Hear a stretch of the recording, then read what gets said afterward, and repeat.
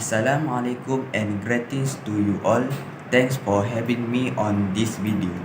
First of all, my name is Wan Muhammad Iskil bin Wan Hassan from S1K2, and I will talk about occupationally safety and health 1967 Part 2 Section 23 to 25.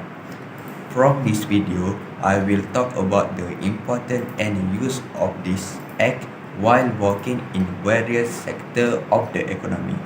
Then, let's enjoy the video. First of all, in Malaysia, exposures in the workplace are regulated under the FMA 1967 and also under the more comprehensive Occupational Safety and Health Act enacted in 1994. With OSHA, the philosophy of legislative safety and health in the workplace changed from one that was very prescriptive and containing detailed technical provision under FMA to regulation for occupationally exposed are developed by the Department of OSHA with tripartite and stakeholder consultation.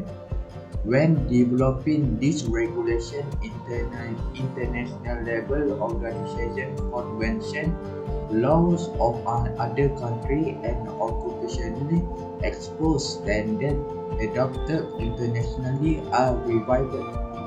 The government also conducts surveys to collect information on both exposure and health effects in the workplace to have better understanding on specific occupational health problems. Effective law enforcement is crucial in ensuring compliance to safety and health law. The challenge at the moment is to ensure all employers and employees, particularly those in the small and medium enterprise, understand and comply with the provisions stipulated in the legislation. In conclusion, we can say that the Factory and Machinery Act 1967 is used to provide for the control of factory with respect to matters relating to the safety, health and welfare of person depend with OSHA too. For the next one is FMA Part 2 Section 23, which is exposed to element very important to all factory workers for employees can function brilliantly. Safety and employer health must be a priority in every workplace.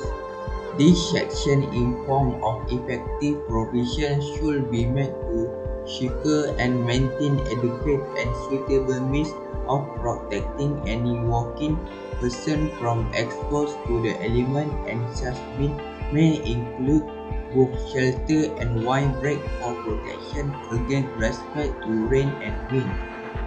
From this, it will protect the well-being of employer, visitor, and customer. Looking after health and safety makes good business sense and can create a harmonious situation. After that, the importance of this act is to aim a sensible and balanced approach which reduce risk and protect staff and visitors from harm. Accidents will still occur, but in fact most accidents are the result of ill-considered action or working practice. This is why managers and staff are both responsible for health and safety within the law. After that, this section should be used when the company or any party does not provide open space and allow obstacles to employers to perform their duty as well as affect their personal safety. While performing duty, from this, employer will feel more dissatisfied with the service given to them, causing the company work or product to decline. In addition, if the company does not provide infrastructure facility to employers, such as rest area, the act will also be enforced as well as be punishment by the court. For the next one, for Section 24 of the FAM 1967 is Personal Protective Clothing and Appliance. It is designed to protect the wearer body from injury or infection. The purpose of personal protective equipment is to reduce employer exposed to hazard when engineering controls are not feasible or effective in reducing this risk to an acceptable level. But although personal protective equipment has exceptional use, it is not a desired control mechanism in terms of worker safety. This section is very important because safety is a major issue for the laborer and skilled labor. Each year, accidents happen frequently in the construction industry, and oftentimes it is due to the absence of personal protective equipment or PPE fail to wear the provided PPE. PPE is equipment that will protect workers against health or safety risks on the job. The purpose is to reduce employer exposure to hazards when engineering and administrative control are not feasible or effective to reduce this risk to acceptable level. After that, this section should be used when workers are doing their job that involve chemical, electricity, and sharp objects. However, the risks are not the same for every workplace. Each organization must consider the risks associated with its own workplace and plan accordingly. The following sections are a general guide but need to be applied with your particular work environment in mind. In addition, this app will apply when we do work in a laboratory, factory, or construction site. Lastly, for the last for Section 25 of the FAM is provision relating to welfare to employees. Employee welfare means anything done for the comfort and improvement of the employee in excess of the wage paid. These include the various service facilities and amenities provided to employees for their improvement. The Act stipulates that worker welfare should be understood as service, facilities, and amenities that can be created in or around the company to enable those working in it to do their job in a healthy and peaceful environment.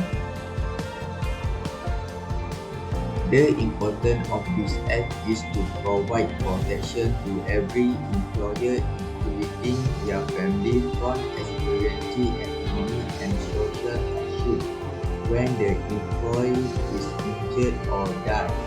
In addition, it provides a security scheme to employees, and it is funded through mandatory contribution by employer and brand employer.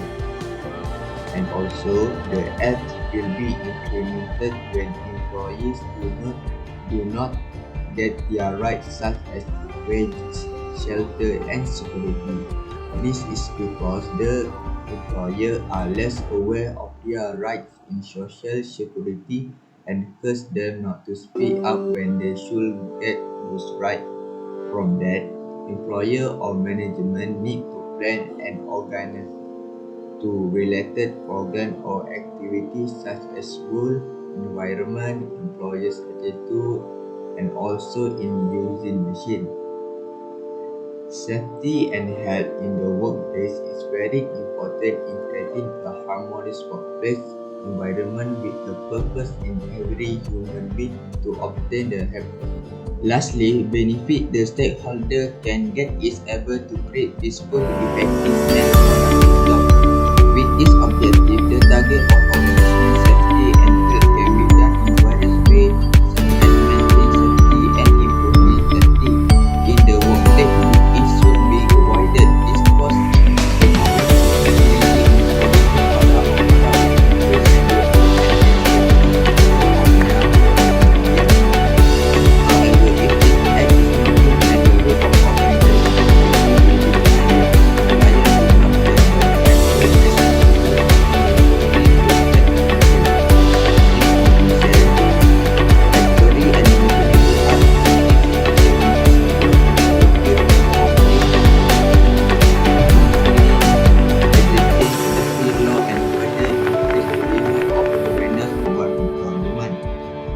workers is as follows to ensure the safety and health to everyone.